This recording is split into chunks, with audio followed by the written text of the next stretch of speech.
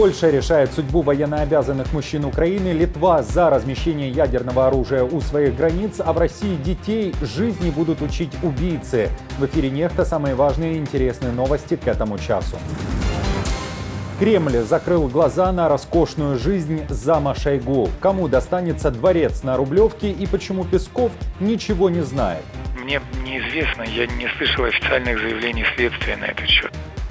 Лукашенко и Путину надо указать на их место. В Литве выступают за размещение ядерного оружия на восточном фланге НАТО. Это очень важный фактор сдерживания.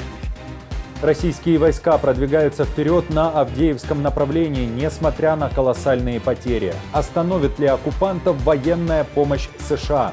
Украина остро нуждается в большем количестве систем ПВО и срочно нуждается в большем количестве ракет-перехватчиков.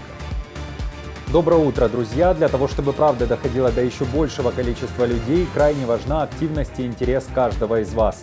Лайки, комментарии, подписки и репосты помогают нашим видео оставаться в тренде, а вы и сотни тысяч других пользователей всегда в курсе актуальных и важных событий. Именно о них сейчас и расскажем.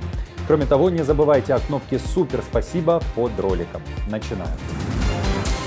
Оккупанты ускорили продвижение на Авдеевском направлении, несмотря на свои потери. И на этом участке украинской линии фронта могут непрерывно обстреливать украинские позиции.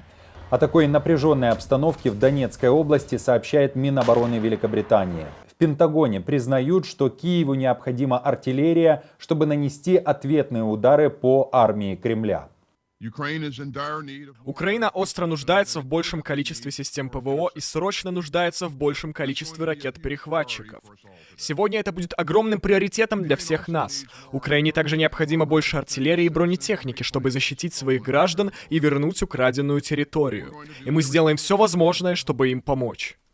Остин анонсировал, что уже в этом году Украина получит первые F-16. Тем временем издание The Hill, анализируя речи некоторых республиканцев, пишет о том, что недавно принятый пакет американской помощи Украине может стать последним, а, например, уже следующий Киеву придется оформлять в кредит.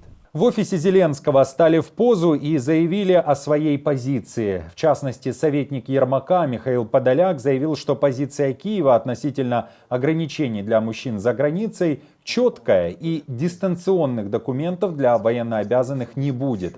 А если хотите эти документы, то Подоляк предлагает всем вернуться в Украину и получить их. Тем временем в Польше в пятницу в МВД страны заявили, что депортировать украинцев с просроченными документами никто не собирается. Мы найдем способ, чтобы решить эту проблему. Нам надо действовать мудро и рационально.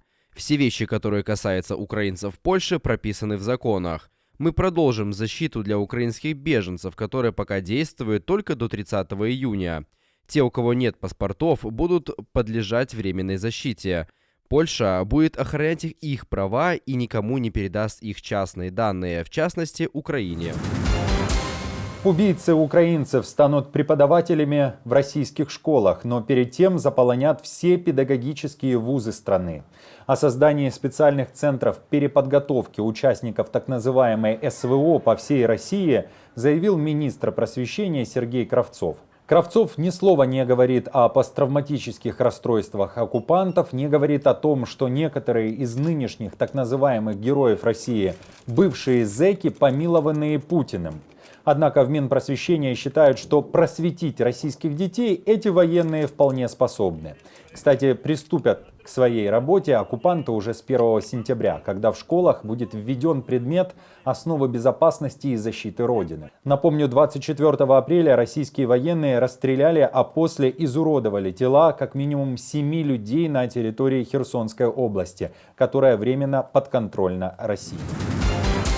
Ядерное оружие в Польше не угроза для России, а лишь элемент сдерживания. Литовский президент считает неплохой идеей размещение такого оружия на территории соседней страны. Напомню, что ранее президент Польши Анджей Дуда сказал, что Варшава к такому размещению готова. Решение за США. Теперь Гитанас Науседа говорит, что Путин имеет ядерное оружие в Калининградской области, а с недавнего времени и в Беларуси. Потому развертывание военной мощи НАТО вовсе не подстрекательство. Прежде всего, для нашего народа очень важно знать, что наши союзники с нами. Это очень важный фактор сдерживания. И мы всегда говорим одно и то же. Никто не хочет войны, и мы должны сделать все, чтобы война не началась, и чтобы ни у кого не было соблазна проверить силу нашего коллективного сдерживания. Напомню, что как только в Польше заговорили о ядерном оружии, в Москве активизировалась одна Мария Захарова. Тогда она заявила, что как только американское ядерное оружие появится в Польше, то оно станет легитимной целью во время прямого военного столкновения с НАТО. За 500 миллионов рублей в Москве пытаются продать квартиру, которая принадлежит бывшей супруге Тимура Иванова. Это зам Шойгу, которого на днях задержали по делу о якобы взятке и даже госизмене. Иванов, напомню, любил шикарную жизнь, которую не мог себе позволить ни один так называемый СВОшник, отправленный российским Минубийства в окопы. О продаже элитной квартиры в центре российской столицы сообщает Мэш. По данным телеграм-канала, площадь недвижимости в Доме искусств 317 квадратов.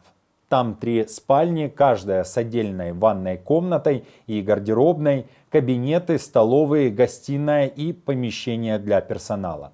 Сам же Иванов наслаждался жизнью в доме на Рублевке, стоимость которого, по разным данным, не менее 1 миллиарда рублей. В Кремле же традиционно сделали вид, что ни о чем таком, а уж тем более о дворцах, не знают. Мне неизвестно, я не слышал официальных заявлений следствия на этот счет. Естественно, идет следствие, поэтому мы не можем сказать, насколько эта информация соответствует действительности. Это не наша прерогатива. И в любом случае по этому делу я по-прежнему предлагаю ориентироваться только на официальные заявления. Путина готовят к поездке в Китай и уже практически приготовили. Сейчас Пекин – одно из немногих направлений, куда может отправиться подозреваемый Международным уголовным судом. В Москве не говорят, когда состоится визит и встреча с Си Цзиньпином, однако рассказывают, что Россия и Китай находятся под давлением Запада. В то же время китайский министр обороны на встрече с Шойгу вдруг заявил, что Россия и КНР – это страны, которые, внимание, играют важную роль для стабильности на планете. Забыв, судя по всему, о российском вторжении и о ядерных угрозах со стороны Кремля. В НАТО тем временем приготовили Китаю ответ. Друзья России в Азии жизненно важны для ее военных усилий.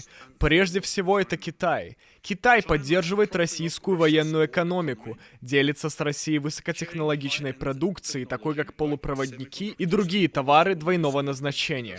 В прошлом году Россия импортировала из Китая 90% своей микроэлектроники, которая используется для производства ракет, танков и самолетов.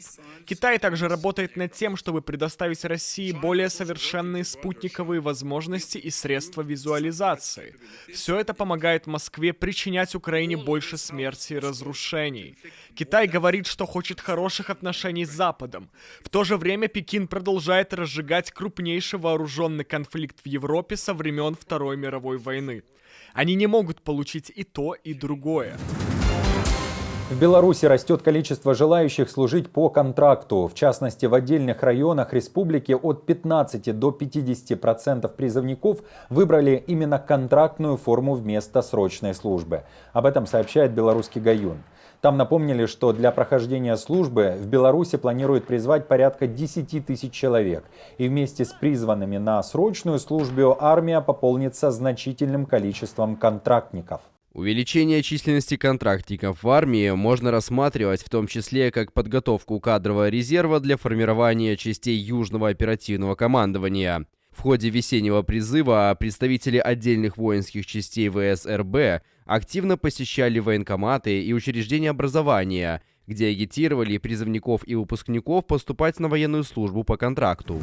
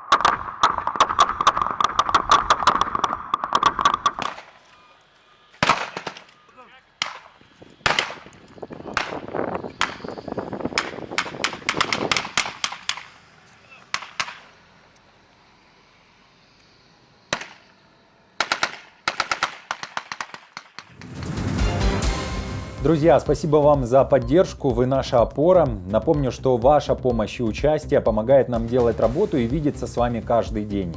Постоянных донаторов и их комментарии вы видите сейчас на экране. Мы благодарны за эту поддержку. Если же вы хотите присоединиться к их числу, нажимайте на кнопку «Спасибо» под нашим роликом или становитесь постоянным спонсором. Эти кнопки можно найти, повторюсь, сразу под нашими видео.